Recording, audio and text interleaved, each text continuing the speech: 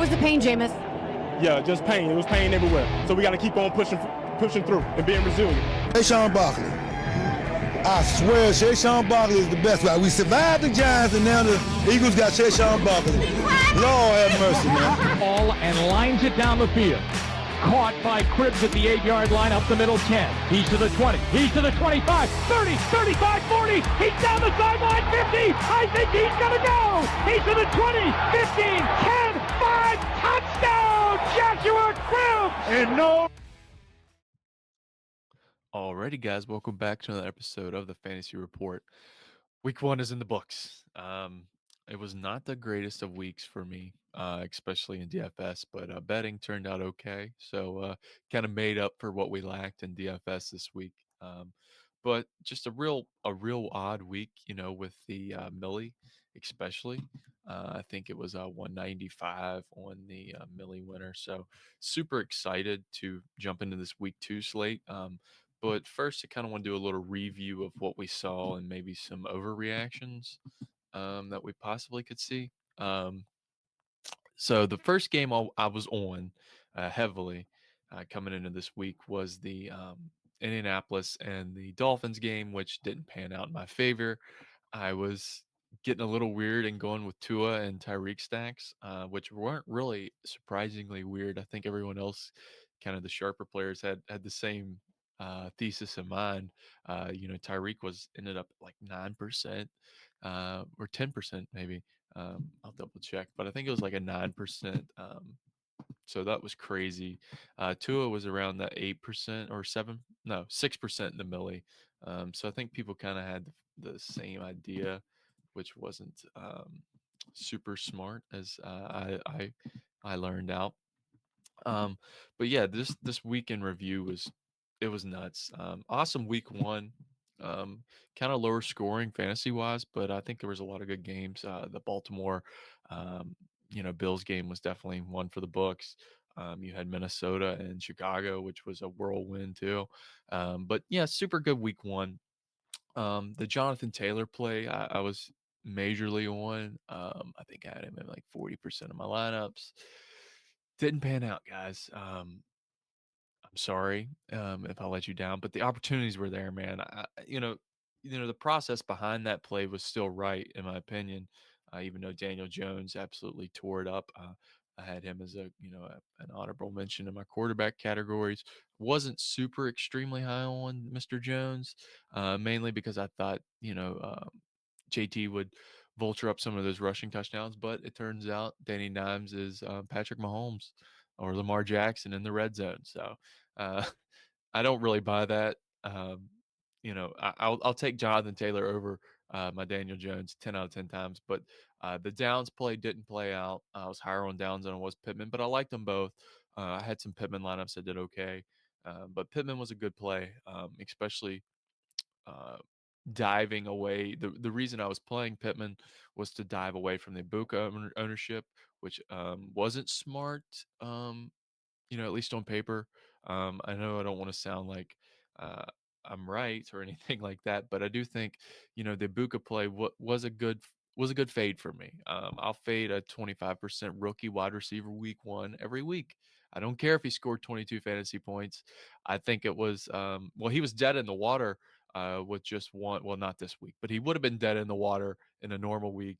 Week 1, he only had like 1 touchdown or 2 touchdowns, but he only had 1 leading in that fourth quarter touchdown in the Atlanta and Bucks game. So I was higher on Mayfield and Evans stacks than I was with Ibuka, even threw in some Kate Otten, which was terrible. But my tight ends actually performed pretty good for me. Hunter Henry had a pretty good game. I think he had 11 fantasy points. Jawan Johnson had 15. He was in the millie, which was crazy. So if we look, kind of hindsight's always 2020, but the Brian Thomas fade, that I was kind of higher on him coming into the week, but then wound up getting off of him. This isn't right. Sorry. I'm looking for that was not correct. I don't think that's the correct amount of points. Yeah, that's not right. Sorry. I'm searching up the millie stats. Kind of want to go over it a little bit too of what went down. For some reason, it's not showing up correctly. But what we did see was you didn't need a whole lot of correlation, which I didn't expect. A lot of people were on this Bucks and Atlanta game is why I pivoted to, this Colts and Dolphins game. If the Dolphins were halfway there in the game, this could have been this would have worked out. I think I was just waiting for the moment of Tyreek to bust one open with a like 70-yard touchdown, but it just never came to fruition for me. But I like that play. I like pivoting off that major chalk that was that uh, Atlanta Bucks game. I think Bijan was a good play. I didn't have near enough of him as I wanted, but he was a good play in one of my player pools as well. But Jonathan Taylor just really let us down there in the running back position. McCaffrey was an awesome play. I kind of downgraded him a little bit, which I think everyone else did in hindsight. Was the wrong move to do. I think he ended up with I think it was 12% in the Millie on his ownership. I'm trying to find ownerships for you guys so I can actually. I should have had this ready, but sorry.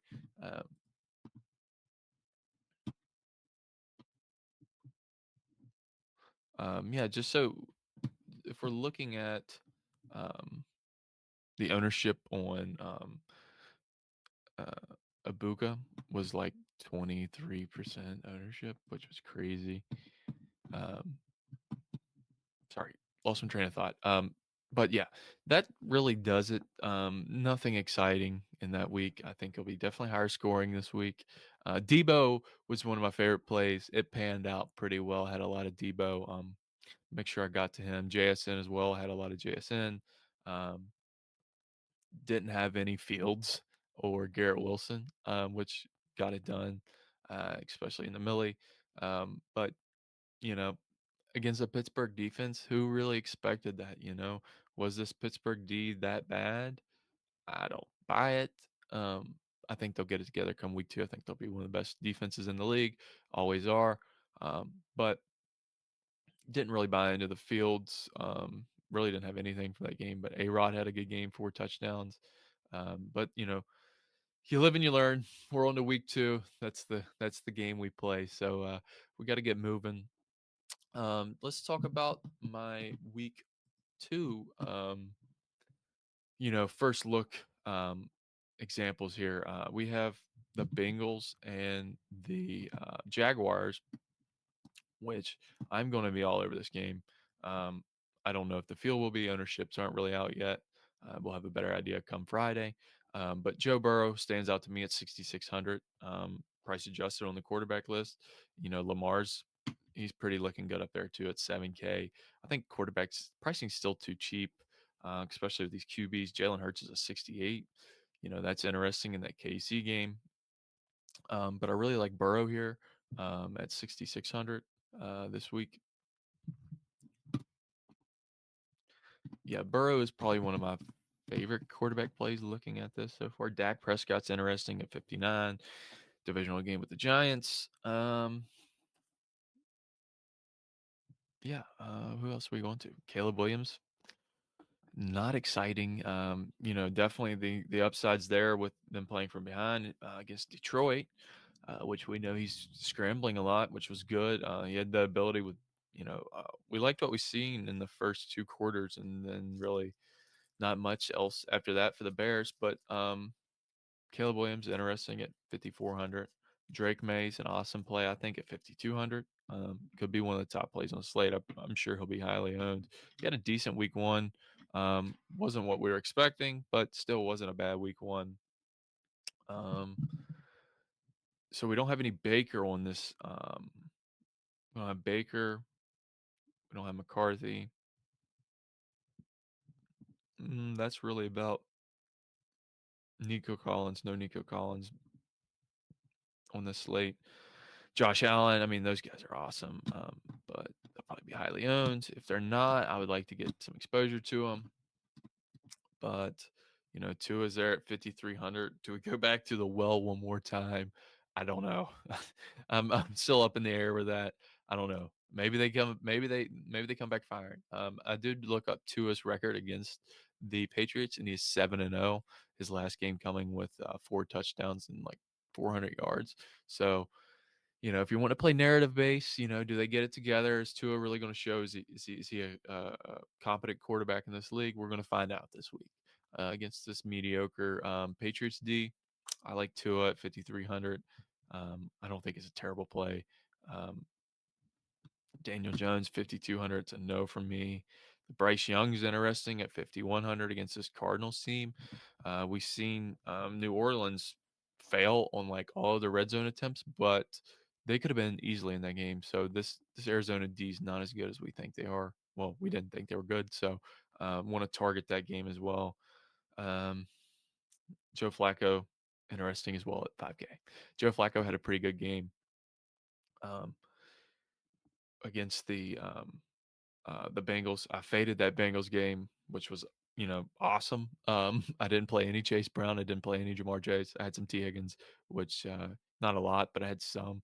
But I kind of faded the game as a whole. Didn't really like the setup.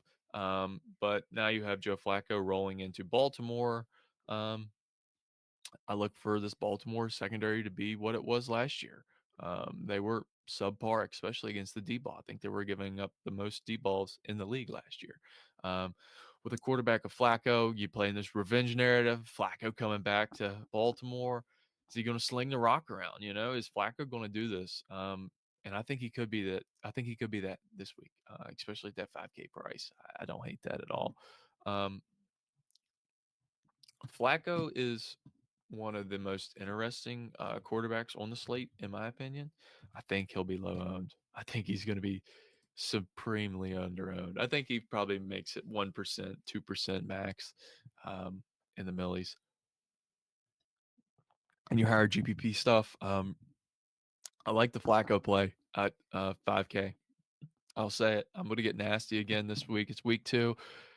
We don't know anything, That's the way I want to approach this week. Is I want to take everything that we learned in week 1 and throw it out the door because it doesn't matter. It doesn't matter. You can't overreact, and I think a lot of people are going to overreact and run towards some traps. I think, and I'll let them. I'll let them run into those traps. I'm not overreacting. I'm not underreacting. I'm not even reacting to this week. I'm throwing everything we've seen out. Boop, out the door. We're on to week 2. It's a new game, a new week, new teams. We're going to find out what's what this week. And week 2 is really that settle-in week for these guys. First game jitters are gone. We're looking to get some points on the board, and there's going to be some high-scoring affairs, I think. So really looking forward to that. If we go to this contest, and we'll make up us a little team here. Not here.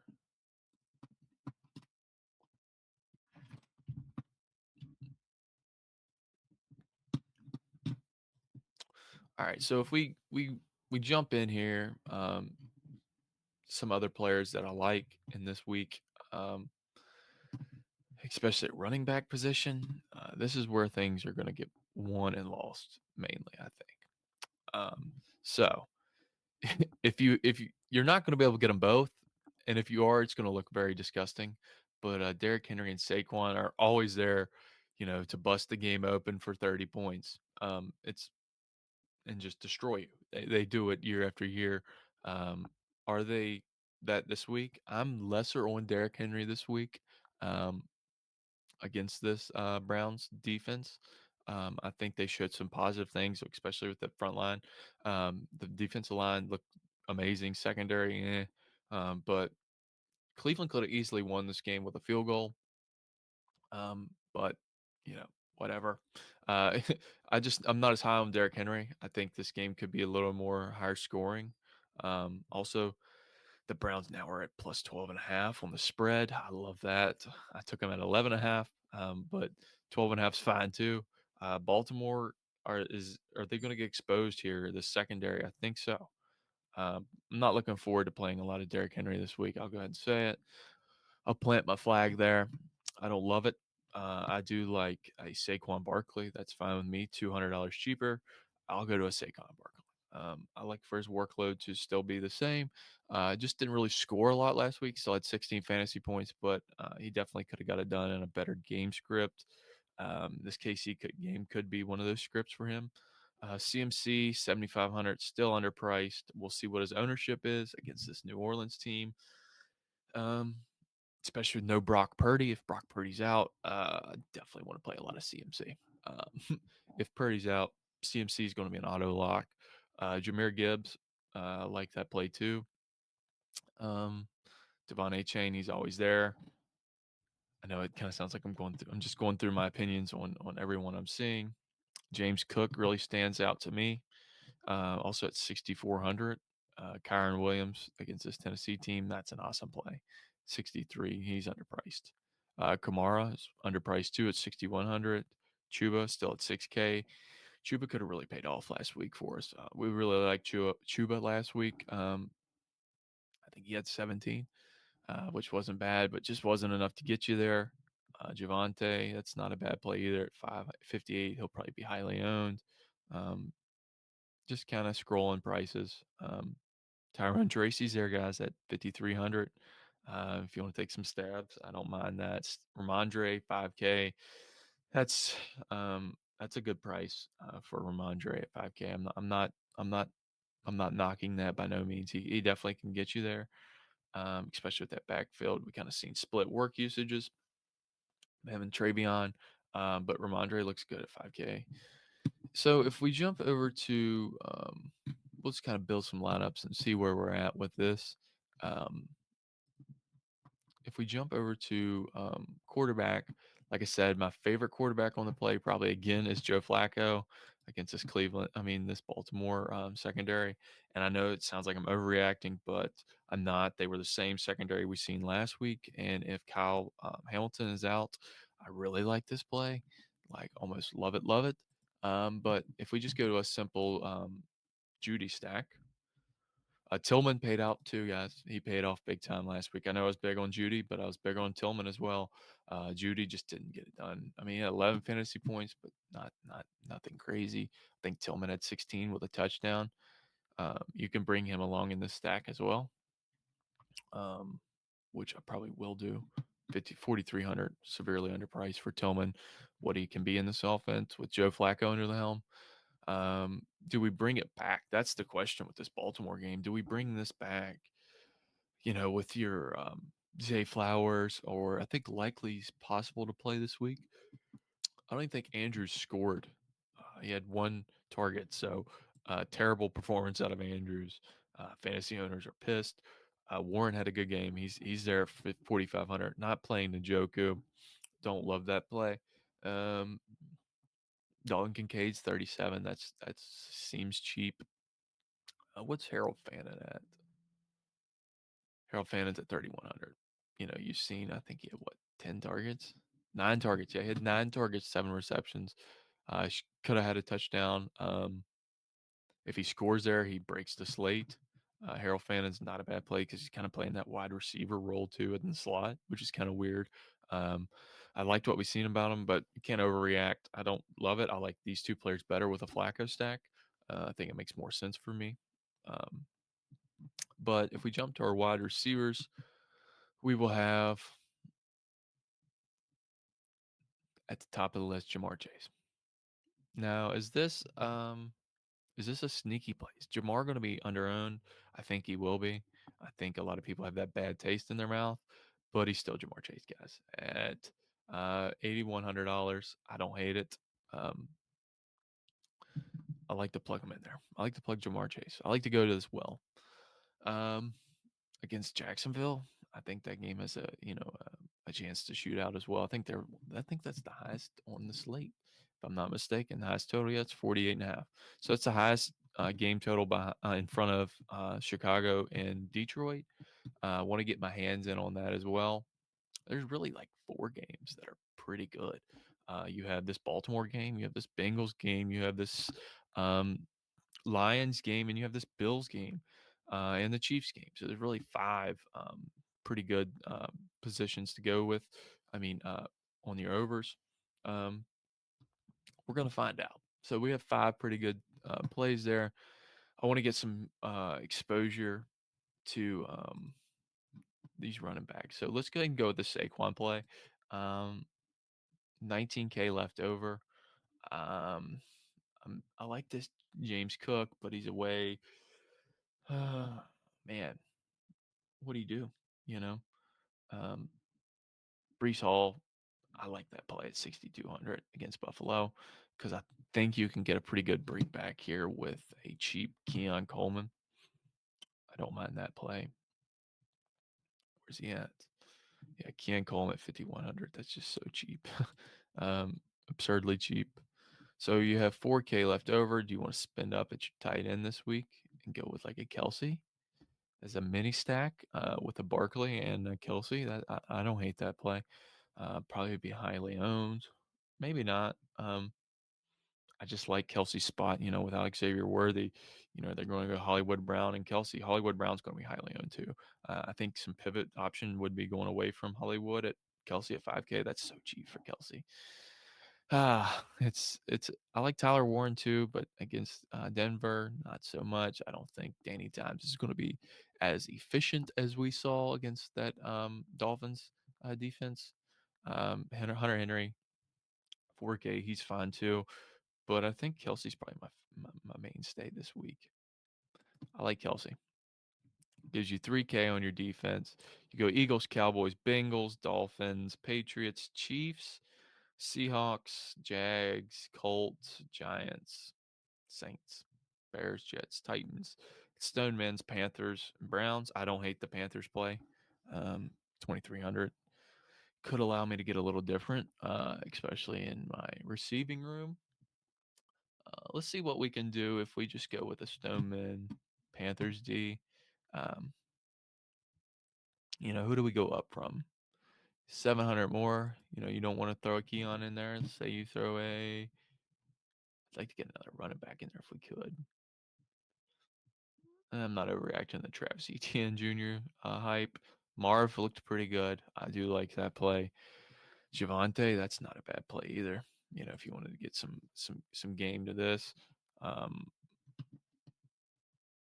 What do we think about that? We have Joe Flacco, Saquon, Brees Hall, Jerry Jeudy, Cedric Tillman, Jamar Chase, Travis Kelce, Javante Williams, Panthers D. That's not a bad looking lineup. Really like that lineup. So if we clear it out here, we can jump to my Burrow stack with Jamar and see what we can come up there. I think that's going to be a good stack this week at Joe Burrow to Jamar Chase. Always has that potential. You can't ever count that out. They're probably going to look better week 2. I think Joe Burrow is going to find Jamar a lot more. Running backs, Saquon's still there. I just want to see what we can do with like a Kyron Williams. Chase Brown's not bad with your double, your double Jamar Chase Brown stack. I don't hate that. So 2,200, we still can get Tillman. If we want to go back to the well one more time with Tyreek at 64, I don't hate it. See what we go with. He burnt me the last week. I had too much Tyreek. But whatever. It's week 2. We're on to better, bigger things. So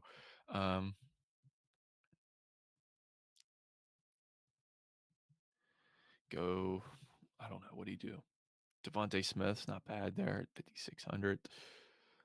Should see some more work usage. Definitely leverage off of the Saquon spot. I don't hate that. Tight end, I really like this Hunter Henry. I love him. He's always there. Always game for a touchdown too, and pretty cheap at 4,800.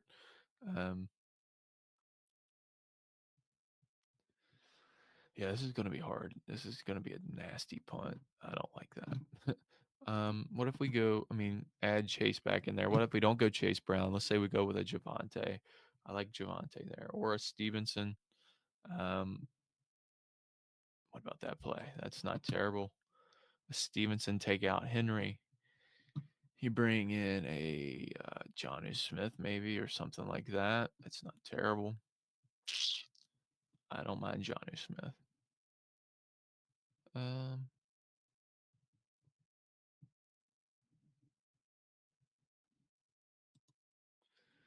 All right. Go to our defense. Who's the best defense on the slate? I like what we've seen out of that Bears defense. It wasn't bad. 2,500. I don't hate that.